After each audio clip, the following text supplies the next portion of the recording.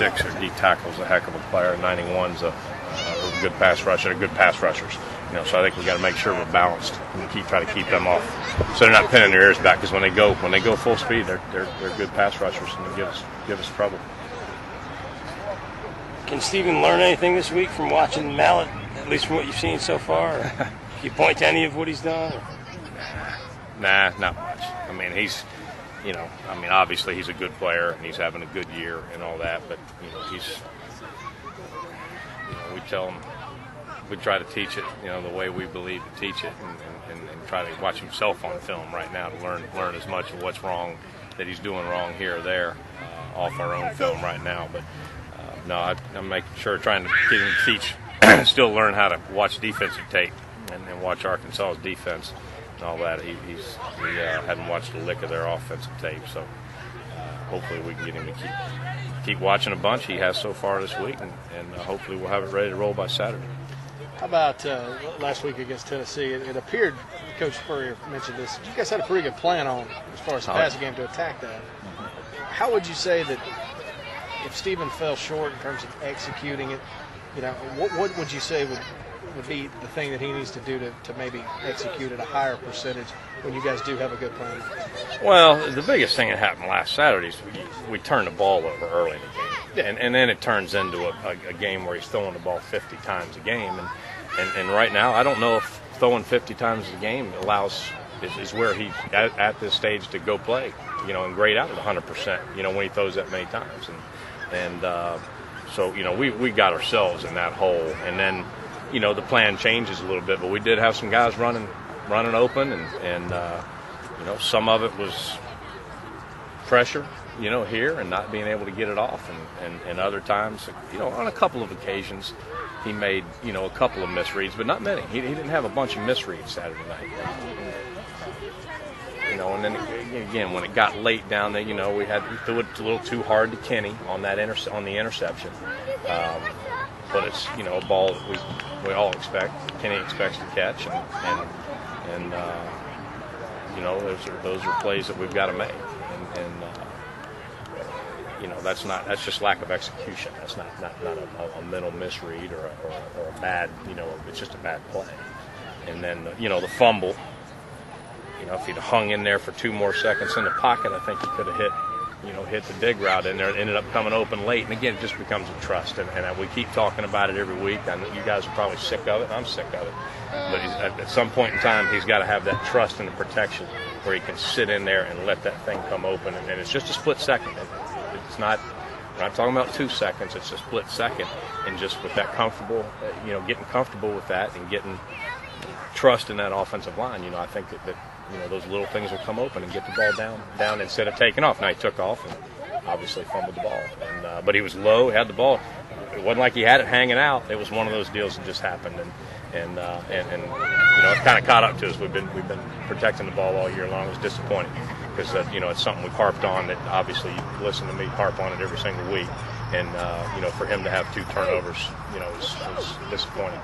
Being a former quarterback, can you talk about what it's like? He constantly gets hit in the pocket, sometimes because of blitz, sometimes because the offensive line lets him down. Can you talk about what kind of goes through your head as a quarterback when you're constantly taking some of the shots he does? Well, the position is confidence, 100%. If you don't have a confident and you're not confident playing that position, you got no chance to be as successful as you should be. And it's confidence in the way you get that is you gain it in your offensive line, you gain it in your receivers, you gain it in your running backs, you gain it in everything. You gain it in yourself and your own knowledge of the offense. And I think his confidence level in certain areas are gaining and getting higher. And some of the others he's still got to work. And I don't think he's gotten to the point yet where over a 4-quarter game that he is comfortable in the pocket and trusting the offensive line. And there's many a times that it's not. We've had some pretty good protection at times, and then it gets broken down, maybe one guy or whatever. And he's getting better. And I'm not sitting here telling you after week 10 that he hadn't gotten better, because he has. And I am happy with some progress that I've seen out of him.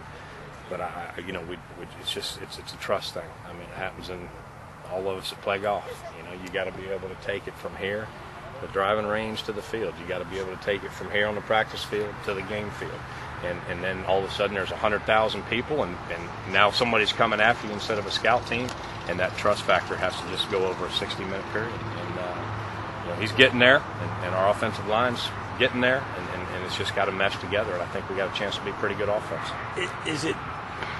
I don't know. I mean, you see it better than I do or most people do because you're a quarterback coach, but it seems like that trust can't be there sometimes. I mean, sometimes it seems he's getting clobbered back there or about to get clobbered if he doesn't take off.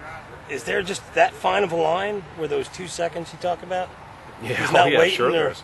Sure there is. I mean, it's and a lot of guys, and you watch football, I mean, everybody has their own systems and all that, but when you have progressions, you got to have time to go through the progressions. Now, I'm harping on him to be able to understand that as he's dropping back, he does have to become quicker. And at the same time, 11 people are playing one play on offense. And if one guy messes up, it can ruin the whole play. And that's what people got to understand about offensive football. And it's all of us. We all have to be on the same page all the time, and we all have to get that trust factor in everything we're doing. And so we scale some things down and eliminated some things through the year, to make it simpler and simplify things, and I think it has gotten better, and it just has to, everybody has to gel. Maybe we finally gotten to 5 guys that are going to play in there, and Steven can gain the trust in all of them, and all that, and then the level of competition is getting better, as the year goes along, and everybody's running the same old blitzes, the same things. Everybody does the same things.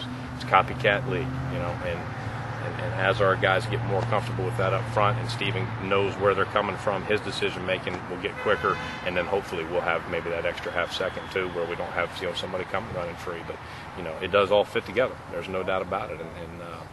But the quarterback has got to get it out of his hand, and he's got to have the confidence that they'll protect, and they've done a pretty good job. We just got to keep working. It's like you guys max protected a little bit. We brought an extra tight end in.